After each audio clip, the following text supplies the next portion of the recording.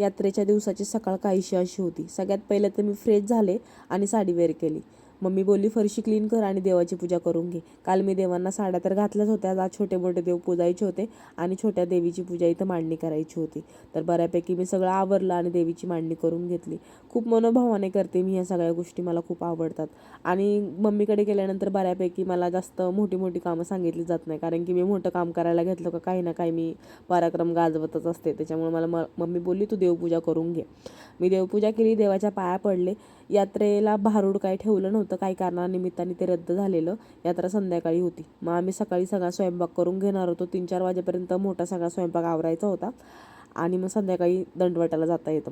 इथे नैवेद्य बनवलेले दीदीने आणि आत्यांनी 21-22 नैवेद्य बनवावे लागतात, पूर्ण देवांना दाखवावे लागतात. त्याच्यामुळे हे तुम्हाला पुढे दिसतच असेल. इकडे सगळी दुकानं लागली होती. उद्याच्या व्हिडिओमध्ये मी तुम्हाला दाखवेलच दुकानं किती आलेली, पण भारूड नसल्यामुळे जरा कमी प्रमाणात होतं ह्या वर्षी सगळं. मी मसाला वाटून घेतला, कारण की कावाला लाईट ये जा करते. मम्मीने भात डाळ आणि दीदीने पुऱ्या वगैरे करून घेतल्या. भाजीला फक्त फोडणी मी दिलेली.